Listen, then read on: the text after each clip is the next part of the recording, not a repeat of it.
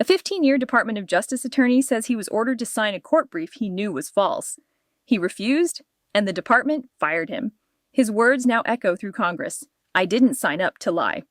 This shocking revelation unfolded under Pam Bondi's watch, the very attorney general whose own directive demanded zealous advocacy from every DOJ lawyer.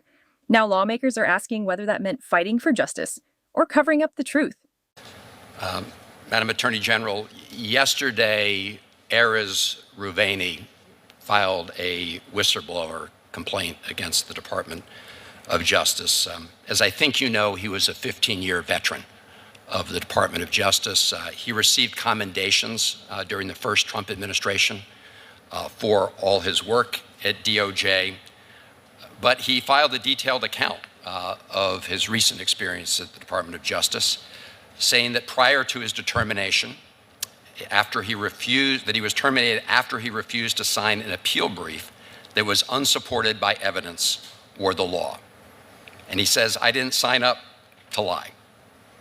In response to his termination, you made a statement on Fox News a little while ago saying, "At my direction, every Department of Justice attorney is required to zealously advocate on behalf of the United States, and that any attorney who fails to abide by this direction will face consequences." So, General Bondi, I guess the direct question is, he says he was fired because he didn't want to make an untruthful statement to a court of law. I have two questions. Number one, I assume you agree that zealous advocacy does not mean telling untruths to courts of law. And second, if that's not the case, what did you mean by saying he was not a zealous advocate? Senator Van Hollen, this is all pending litigation, as you're well aware, and the timing of it, I can't discuss pending litigation. This is a whistleblower lawsuit pending within my office, but I will say the timing of it I find suspect, as he takes hits at Emil Bovee, who is one of the best human beings I know, one of the smartest, brilliant men I know, who will soon become a federal judge. And his hearing happens to be today, and I find the irony of the timing of it pretty remarkable, the lawsuit.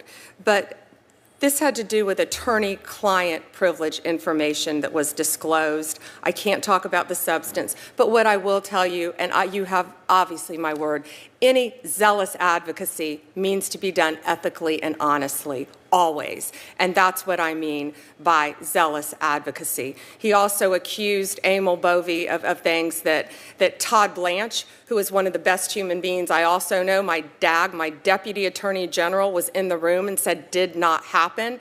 But again, I wish I could get into greater detail. I can't because it's pending. But I stand by Emil Bovee and I stand by Todd Blanche every day, and I always will. Well, Madam Attorney General, I will say that his account seems to have lots of information. So as you say, this will obviously be something that's litigated or reviewed through due process procedures. But I have to say that it's very, very disturbing. We've also heard from others in other departments who are responsible for implementing the laws of the United States that they feel uncomfortable about having been asked to do things that they thought were unethical. Let me go on to some of the budget questions, and I really want to follow up on my colleagues, Senator Moran and Senator Collins. But the DOJ grant funding is being sort of cut back on two fronts. One, in April, the department terminated hundreds of grant awards, notifying grantees that their current grant funds were gone, effective immediately. That included, law enforcement training grants, technical assistance awards, some dating back to fiscal year, I think, 2017. So, question number one is, are you going to be releasing those funds? The second concern regarding grants has to do with the monies that were appropriated in this fiscal year, in March, and My understanding is that DOJ is withholding an overwhelming number of notices of funding opportunities, NOFOs, meaning that grantees who rely on these grants, including many who provide services to victims of crimes, are literally in some cases running out of money.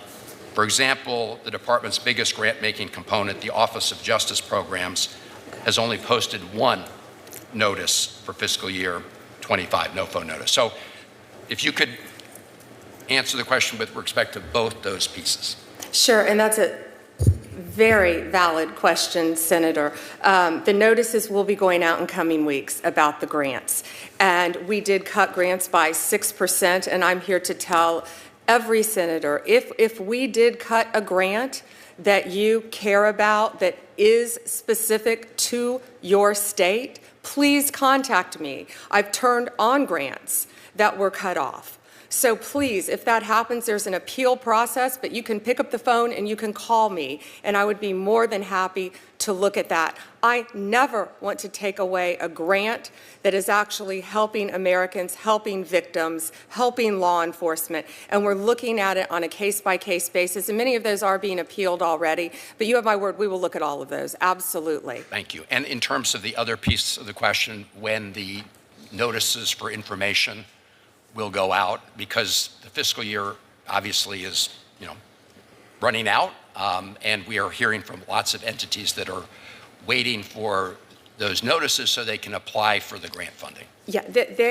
yes, Senator. The notice of funding is consistent with our priorities, and they're finalizing it right now. It will be going out very shortly. Very shortly.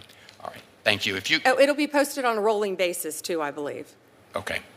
If you could just keep us posted on that. And I would appreciate it, Madam Attorney General, if you could have your team or respond to a letter that about 30 senators wrote to you on this topic of the prior fiscal year funds that were frozen. I will make sure they look at that letter. I think we've received probably thousands of letters. You've got lots of letters. But we really do need, in order to do our job, to get responses. Thank you, Mr. Chairman.